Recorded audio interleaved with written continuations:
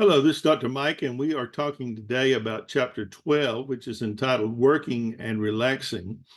And I think that's an important chapter because so much of our senior adult years or middle adult years are involved in work. Work is a very relative thing to most people. And of course, learning to relax and taking vacations and time off are very much a part of our enjoyment of our life and our lifespan. And so I want to spend some time today thinking about that. We have just finished a very interesting study, I think, in the last chapter about the middle age years and things that we encounter there about relationships, about love, and maybe some things quite surprising. I was surprised in looking at many of these things that I haven't looked at in years about the reality of just how pertinent this course is to our existence and our survival as a human race. I think this is such a needed course, not only for nurses, but for everybody to be reminded that this is a process. We're living through we're passing our lives through a lifespan that has different sections. It's very detailed and it holds true as it resounds in our own lives. We hear the bell ringing. Hey, I know that. I remember that. I saw that in my children. I saw that in my neighbor. I saw that in my mother and dad. So these things are pretty much givens. We just haven't thought about them very much throughout our years. So we're going to talk about work and relaxing. Let me get over to the slides so that we can have something to guide our thinking with today. And we're getting into the final chapters of our study. And I hope you'll take away some things from this class that will be very, very helpful to you. I don't teach just to be teaching. I try to teach to be helpful, to be instructive, to give you tools to go out and work with. So we're going to talk about the role of work in emerging and established and midlife adulthood. Look at the elements of diversity, equity, inclusion in the workplace, the effect of bias and discrimination has on us. Talk about occupational skill development, employment insecurity, unemployment, and then balancing work and family life in adulthood, and how people experience leisure time in adulthood. I think you'll find some things here of interest. So occupational selection and development is first where we start. How do people look at work? How do people choose their occupations? What factors influence occupational development? And what's the relationship between job satisfaction and age? So most people work to make a living, but also find meaning in their work. If you're bored with your job, if you hate your job, then you're missing a part of this, that we find occupation, enjoyment in doing and the things that we do. As a teacher, I'm well past retirement. I could have retired 4 years ago. I don't intend to retire anytime soon, God willing. But I find meaning and joy and happiness in my work, and besides, having to pay the bills. So that's something that I hope to be able to do for a long time. There's this thing called meaning and mission fit, is the alignment between your view of work and the company's mission. That if that is done correctly, you get caught up in the company's mission, you enjoy what you do, and you work to help them succeed. You don't just go into a job to get a paycheck to make a living. And I'll say that to you as a nurse as well. If that's your only reason for being a nurse, then probably you need to find something that you enjoy, because money stops being a motivator very quickly when you get into the 30 and 40 years of established adulthood. You've got your job, and it just becomes a day in and day out that you're going to work for the next 40 years. If you don't enjoy your job, then you're going to be bored to tears, and you're not going to enjoy what you are doing. So let me encourage you to think about that. One's occupation is linked to a sense of self and self-efficacy. What you're doing has a way of making you're either happy with it or you're not, and it's fulfilling. So occupational choice, let's think about that. Career construction theory says that people build careers through their own actions that result from the interface of their personal characteristics and their social context. That you generally get into the career that is kind of formed around you, that is a part of your character. Maybe you're a giving person. For a nurse, you like taking care of people, that kind of thing. Social cognitive career theory says that career choice is a result of the application of Bandura's social cognitive therapy, especially the concept of self-efficacy. So you are doing something that you get personal feedback from. Holland thought that people pursue careers that are a good fit between their abilities and their interests, and that's also fairly common as well. He suggested 6 personality types. There are those that are investigative, social, realistic, artistic, conventional, and enterprising. Now, think about that for a moment and figure out which one of those you fit into. And then it kind of helps you understand why you choose what you choose to be as far as your job choice. So vocational maturity is the degree of congruence between a person's occupational behavior and what is expected of them at different stages. You grow into a job, you are mature, you don't fight and fuss with everything that's asked of you. You become mature in your job very much like you do in your life. Super's theory says that the changes in self-concept and adaptation to one's occupational role progress through 5 distinct stages. So there's stages of this maturation. When you go into a job, you start in the first one, and then you end up, hopefully, when you retire, at the last one. So crystallization, specialization are the first 2.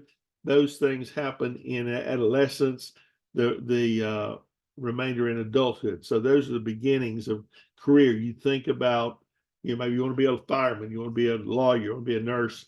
And so you begin to kind of take college credits in high school. So you'll be a little bit ahead of the game.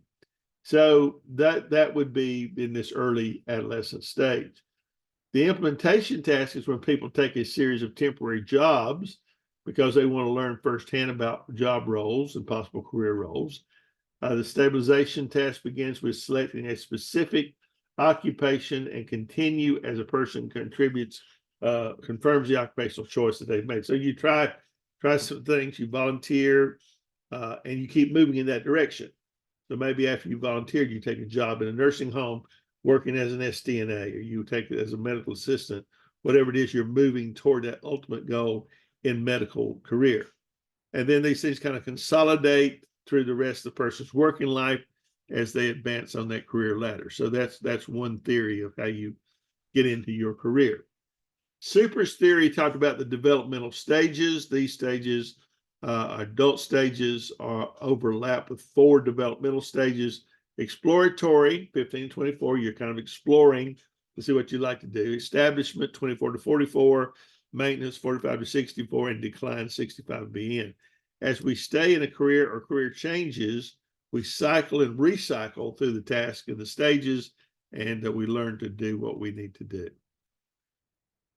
So what are the perspectives on this? The relationship among occupation and personality and demographic varieties are complex. There's nobody in the room that's able to articulate all this in a simple enough way for it to not be complex. There's still a strong tendency on a person's part to find occupations which they fit and feel comfortable with and what they like. You'd like to work in those places that you want to work, that you feel fit for what you're doing.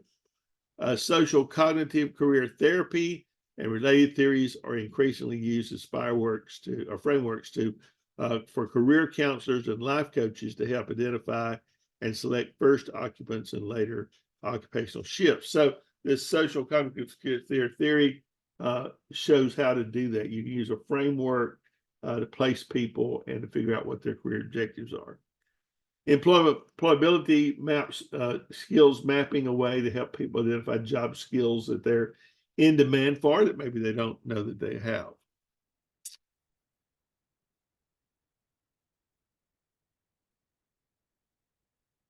So occupational career expectations change over time as a function of changes in self-concept and self-efficacy.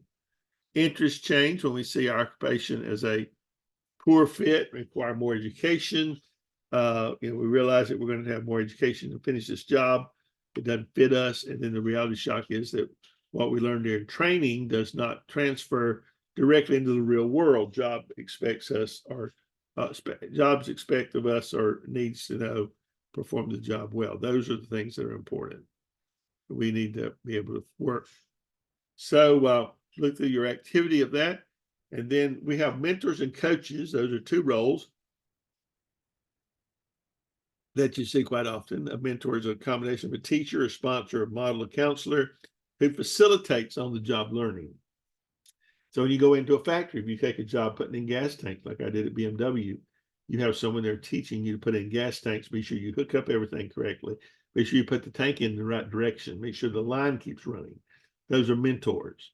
You have a developmental executive coach. He's the person who helps the person with their goals that they're getting behind on. They have reverse coaching. And all these are things are part of you training to learn the job. Reciprocal mentoring, micro mentoring, you can read those definitions as you read through. So how do women's and men's occupational selections differ? How are people viewed when they enter occupations that are considered non-traditional? What types of bias and discrimination order eliminates hinder occupational development? So occupational development for women has undergone some major changes in the last few years with large changes occurring after the 2020 pandemic. The pandemic had greater negative impact on working women, especially mothers and Black women, greater empowerment of women in an essential element in ensuring they receive occupational development and remain in their jobs. And most researchers found focused on limited opportunities people of color have and on the structural barriers such as discrimination. So these things are all very important, and the pandemic didn't create those. The pandemic highlighted those that already existed. So we still have lots of bias and discrimination in our country. Gender discrimination, of course, is denying someone a job based on their gender. The glass ceiling is that level to which women cannot seem to get beyond. We talk about women breaking the glass ceiling when they get elected, like different people to different high levels and different jobs. The glass cliff in women obtaining precarious promotions in times of an organizational crisis. In addition to discriminations, hiring and promotion, women are also subject to salary discriminations. This has always been true. A woman that has the same education, has the same skills, works the same job, will usually get lower pay than a man doing that job, and that is not good. Sexual harassment is a problem in the workplace. Most often involves men with more power than women. About 17% of workplace sexual harassment cases in the United States are filed by men. So you see that it is getting to be a bigger issue with men as well. So be sure you look at the questions that we are trying to answer. And sometimes remediating or remodeling or moving people around, you have to have a period of retraining and reskill setting. So that always keep that in mind, that it's a very real thing.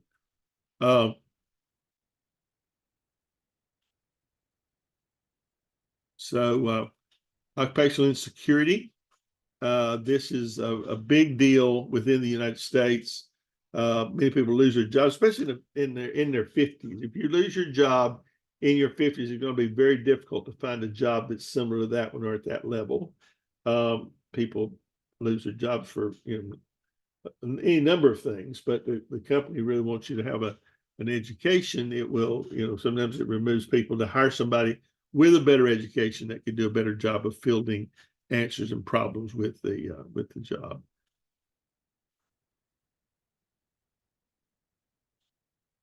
So how do we cope with unemployment? Unemployment offers results in declines in physical and mental health. You approach the job with less healthy sense of urgency. Coping with that, you know what that means. And so you learn it. I would recommend counseling. I would recommend being at your best, being where you're supposed to be. If you're unemployed and you need a job, people hire people that are punctual. So be on time, be in your place, and do that. So occupational research, and then last couple of things, the dependent care dilemma. Many parents struggle with care for their children. Some larger companies now are going out on the limb and caring for dependent children until parents can get off from work, which is probably a good thing. It's a good model. We don't have anything moving in that direction. So read this section about employer responses to the need for dependent care. I'm not going to read this to you, but this is a big issue. There's some plants that have already started the front end lobby care, and it would be great to read that. Front end lobby care is important. Child care is important because having your children on site would have all kind of helpful benefits to you, and would certainly make it easier to keep up your children. Leisure activities, the last thing we want to talk about are leisure activities. What do people do for fun when they're away from work? Different cultures handle this different ways. In Germany, when I worked for BMW, they took the entire month of August off. So we had to order all the parts we needed before August, so be sure that they were here, and they were just gone. And so that way they all get a concerted block of time to rest. Other plants do it differently. You have weekly offs and closing for Christmas, all those kind of things. But people do all kind of leisure, from travel to, just stay home or enjoy some kind of sport. So as you look at these, be sure that you spend some time thinking about the importance of work and the importance of resting. And those two things together will probably keep you healthier than they would otherwise, because it's really difficult to work and to take care of your family, do all the things that we have to do in a day. So you take every opportunity that you can. Okay, we will see you next time. Thanks.